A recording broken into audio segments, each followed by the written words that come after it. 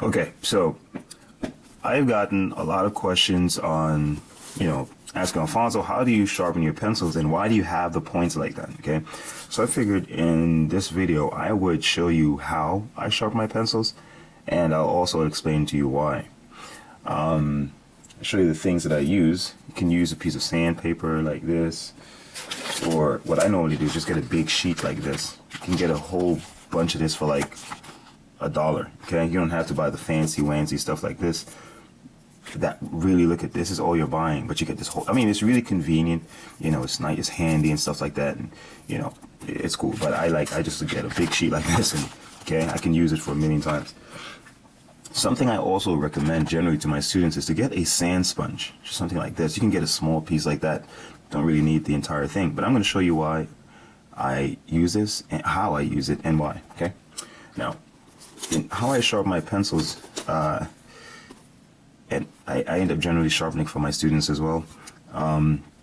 Now, I advise that, this, I'm not saying this is what you should do, okay? I'm just showing you what I do, okay?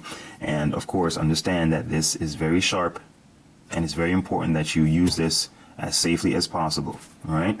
And if you don't have to, you can always use a regular sharpener, okay? And also, I'm going to follow up on a video on like the drawing supplies that I use in general and stuff like that. Now, first things first is understanding that this is a very sharp blade, and at all times it should always be facing away from you. You never hold it like this. No, you never hold it like this. No, and you never do like this. Wrong. Okay, you hold it at a safe distance, thumb behind it to drive it, and your fingers safely away from the blade. See that? Thumb pushing, fingers away, and it's facing away from me. And also, it's not facing up, not facing down, it's facing level, parallel to the surface. Okay? Now, see also my pencil, my hand is safely away. I'm not holding it like this. See? Danger. No. You hold it safely away. See, the index finger is pressuring, is stabilizing it. This is pushing it up, and this is pushing it down, so it's stabilized like this and clutched in my hand, so it's firm. Okay, now at this point I don't do it at the tip, I do it at a good distance, and the point here is to shave off the wood casing from the pencil. Okay, now what I'm doing, I'm not going down, I am not going like I'm just, okay, I'll show you like this. I'm actually at an angle, I would say around approximately 45 degrees like this, and I'm going in and out. See? And that's how I just shave it off to leave only the you can't see it, only to leave the actual crayon inside. Okay, so this is the process. I'm generally over the bin as I'm doing this, so all these shavings are going straight into it. See now that it's being exposed, I'm a little bit more gentle. See, and sometimes it will break, not necessarily because of the force, but because of the pressure, or it being broken inside, so it may just slip out. So I generally just rock it just to test it to make sure everything is okay. All right? Because if not, I'll just break it myself and keep doing it, because I know it will break eventually. Okay? Now, while I have it like this, I also see the point. Now, there are 3 points I normally work with, okay? And I'm going to show you in a second how I get the points done, but I'm just going to do them one at a time first, so you'll see. All right, so that's done. Let's do the other one.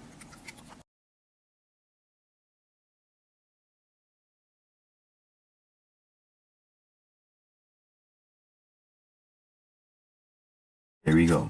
Now, before I actually sharpen these 3 points, I'll explain to you why do I normally do this and how I came to do it actually. I came to sharpening my pencils like this for one specific reason. I was a very heavy-handed drawer, okay, when I was younger. So I didn't really like that, okay, because a lot of times my lines would be too dark in the beginning of my drawing, and then it'd be harder to erase. It's always good to keep your drawings very light in the beginning and sketchy, so as you advance your drawing, then you can make more decisive decisions about how strong or how bold you want a line to be. And there are some lines that will need to be light for the entire drawing, okay? Now, because of that, what I would do is I would start drawing with wax-based pencils. Actually, I think, no, this is watercolor. Yeah, this is, like most crayons or wax-based, okay? Most colored pencils. Now, you have some that are watercolor or water-based that can be erased a lot more easily than others, but I would use the ones that are waxed, okay? So it would not be as easy to erase. Now, why did I do that? Because it was not easy to erase. So as a result, what that would force me to do is to draw very lightly. So I would deliberately sharpen my pencils to the point where it had a very, very, very, very, very, very, very sharp tip. And that would force me to draw very lightly because it can break so easily, okay? By pressing on it too much, I would break the point. So it would force me to work very light, with very light pressure. So I could be sketching something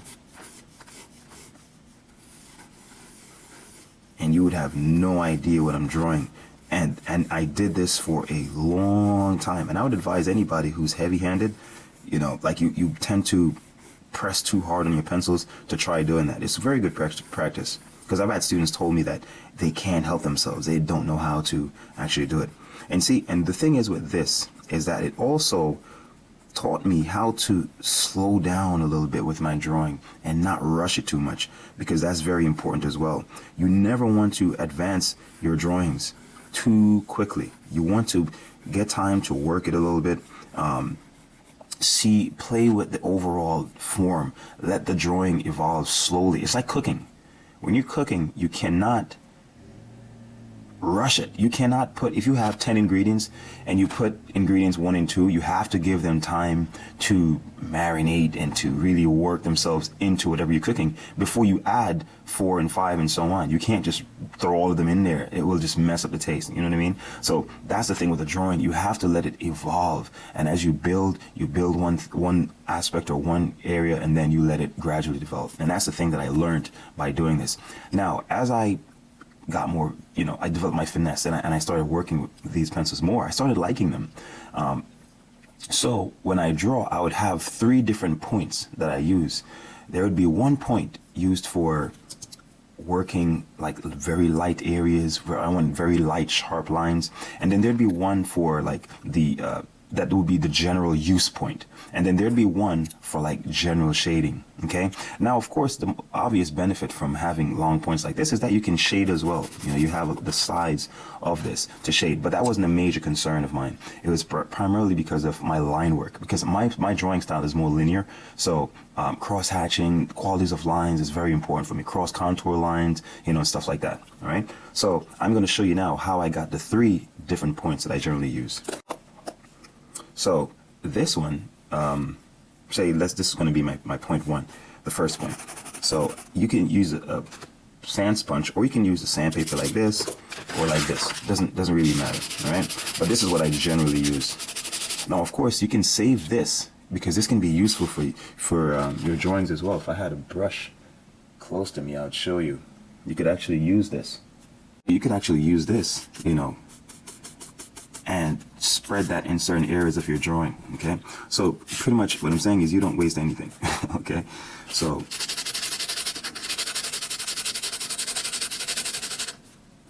and what I'm doing here, I'm not pressing down on it. I'm just gliding it across, gliding it.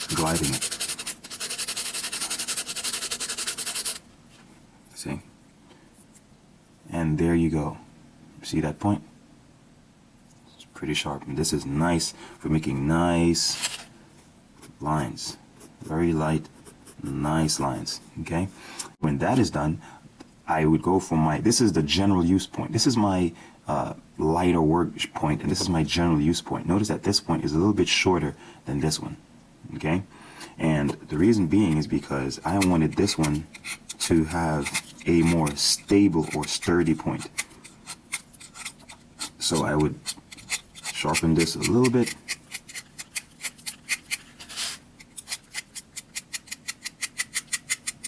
See, I'm just sharpening the point.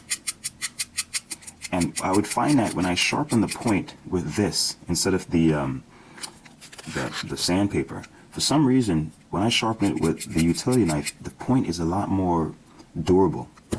It lasts me a lot longer than this one, for some reason. But see, notice the blade is also thicker, all right? So this, the point is also, the crown is a lot more thicker here than here. So this is for light work, very, you know, fine lines, and this is for general work. This is like the general workhorse. Now, those are my 3 main points, and then this point is used for filling in areas. And how I sharpen this is where I use my sanding sponge. And I would pretty much, what I'm doing now is I'm making circles, and as I'm making circles with this, I am spinning it in my hands like this, and I'm getting both sides, and you'll see the result in a second.